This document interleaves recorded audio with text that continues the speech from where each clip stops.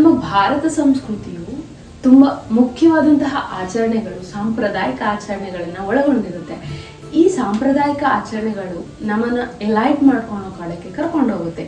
ವಯಸ್ಸಾದವರೇ ಆಗಿರಬಹುದು, ವಯಸ್ಸು ಆಗದೆ ಇರೋರೇ ಇರಬಹುದು, ನಮ್ಮನ್ನು ನಾವು ಗಣ್ಯರನ್ನಾಗಿ ಮಾಡ್ಕೊಳ್ಳೋ ಅಂತ ನಮ್ಮ ಭಾರತ ಸಂಸ್ಕೃತಿ ಕರ್ಕೊಂಡು ಹೋಗುತ್ತೆ ನಮ್ಮನ್ನು. Welcome back to my YouTube channel. ನಾನು ನಿಮ್ಮ ವರ್ಷಿಣಿ ಜಾನಕಿರಾಮ್. ಡೈಲಿ ಸ್ಟೋರಿಗೆ ಸ್ವಾಗತ, ಸುಸ್ವಾಗತ. ಇವತ್ತು ನಾನು ಒಂದು ಹೊಸ ಕತೆ ಜೊತೆಗೆ ಬಂದಿದ್ದೀನಿ.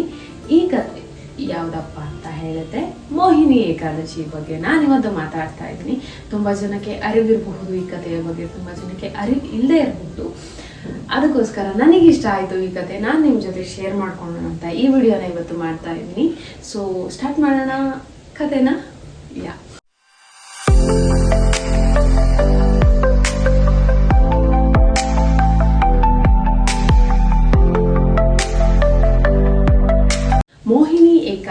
ಮೋಹಿನಿ ಏಕಾದಶಿ ನಮ್ಮ ಸನಾತನ ಧರ್ಮದಲ್ಲಿರುವಂತಹ 24 ಏಕಾದಶಿಗಳಲ್ಲಿ ಮೋಹಿನಿ ಏಕಾದಶಿ ಕೂಡ ಒಂದು. ಮೋಹಿನಿ ಏಕಾದಶಿ ಅನ್ನೋದು ನಮ್ಮ ದೇಹ, ನಮ್ಮ ಆತ್ಮ ಮೋಕ್ಷದ ಕಡೆಗೆ ಕರ್ಕೊಂಡು ಹೋಗೋಕ್ಕೆ ತುಂಬಾ ಸಹಾಯ ಮಾಡುತ್ತೆ ಮೋಹಿನಿ ಏಕಾದಶಿ ದಿನದಂದು ನಾವು ಏನು ಅಂದ್ಕೊತೀವೋ, ನಾವು ಏನು ಅಂದ್ಕೊಂಡು ಸಂಕಲ್ಪ ಮಾಡಿ ವ್ರತನ ಮಾಡ್ತೀವೋ, ಉಪವಾಸ ಇರ್ತೀವೋ, ಅದು ನಮಗೆ ಸಿದ್ಧಿಯಾಗತ್ತೆ ಅನ್ನುವಂತಹ ಬಲವಾದ ನಂಬಿಕೆ ಕೂಡ ಮೋಹಿನಿ ಏಕಾದಶಿಯ ಮೇಲೆ ಇದೆ. ಮೋಹಿನಿ ಏಕಾದಶಿಗೆ ತುಂಬ ದೊಡ್ಡದಾದಂತಹ ಹಿನ್ನೆಲೆ ಇದೆ. ಅಮೃತಗೋಸ್ಕರ ರಾಕ್ಷಸರು ಮತ್ತು ದೇವರುಗಳು ಇಬ್ರು ಸೇರಿ ಸಮುದ್ರ ಮಂಥನ ಮಾಡ್ತಾ ಇರುವಂತಹ ಸಂದರ್ಭದಲ್ಲಿ ಬಿಳಿ ಆನೆ, ಆಮೇಲೆ ಲಕ್ಷ್ಮಿ, ಇವರು ತುಂಬ ವಸ್ತುಗಳೆಲ್ಲ ಬರುತ್ತೆ.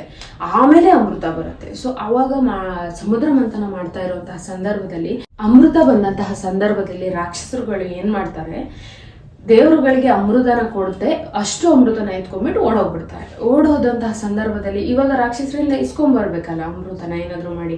ಅಷ್ಟು ರಾಕ್ಷಸರೇ ಅಮೃತನ ಸೇವನೆ ಮಾಡಿಬಿಟ್ರೆ ಜಗತ್ತಲ್ಲಿ ಕಷ್ಟ ನಷ್ಟಗಳು ಜಾಸ್ತಿ ಆಗ್ಬಿಡುತ್ತೆ, ಎಲ್ಲರೂ ಕೆಟ್ಟ ಕೆಲಸಗಳು ಜಾಸ್ತಿ ಮಾಡಕ್ ಸ್ಟಾರ್ಟ್ ಮಾಡಿಬಿಡ್ತಾರೆ ಅನ್ನುವಂತಹ ಭಯದಲ್ಲಿ ದೇವರು ಇರ್ತಾರೆ. ದೇವರುಗಳಿಗೆ ಸ್ವಲ್ಪನೂ ಸಿಗೋದಿಲ್ಲ ಅಮೃತ. ಅವಾಗ ಏನಾಗ್ತಾರೆ, ದೇವರುಗಳು ತುಂಬಾ ವೀಕ್ ಆಗಿರ್ತಾರೆ. ಅವರು ಬಲಹೀನರಾಗಿರುವಂತಹ ಸಂದರ್ಭದಲ್ಲಿ ಏನಾದರೂ ಉಪಾಯನ ಮಾಡಿ ಇವಾಗ ಅಮೃತನ ತರಬೇಕಾಗಿರುವಂತಹ ಅನಿವಾರ್ಯ ಇರುತ್ತೆ.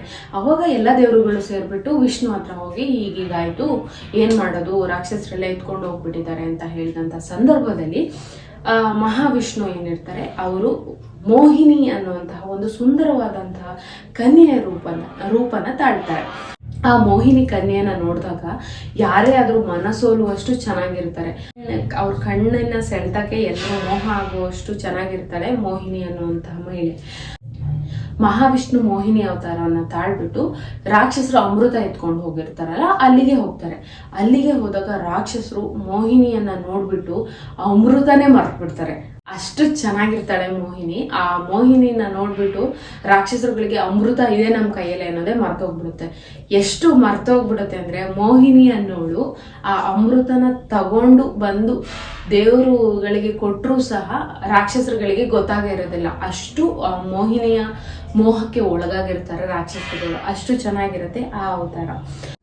ಯಾವ ದಿನ ಶ್ರೀಮನ್ ನಾರಾಯಣರು ಮೋಹಿನಿ ರೂಪವನ್ನ ತಾಳ್ಬಿಟ್ಟು ಅಮೃತವನ್ನ ರಾಕ್ಷಸರಿಂದ ತಗೊಂಡ್ಬಂದ್ಬಿಟ್ಟು ದೇವರುಗಳಿಗೆ ಕೊಟ್ಟು ನ್ಯಾಯ ಒದಗಿಸ್ತಾರೋ, ಹಾಗೆ ಆ ದಿನ ತಪ್ಪು ಮತ್ತೆ ಸರಿ ಮಧ್ಯೆ ಇರುವಂತಹ ವ್ಯತ್ಯಾಸವನ್ನ ತಿಳಿಸ್ಕೊಡ್ತಾರೋ ಆ ದಿನನ ಮೋಹಿನಿ ಏಕಾದಶಿ ಅಂತ ನಾವು ಕರಿತೀವಿ.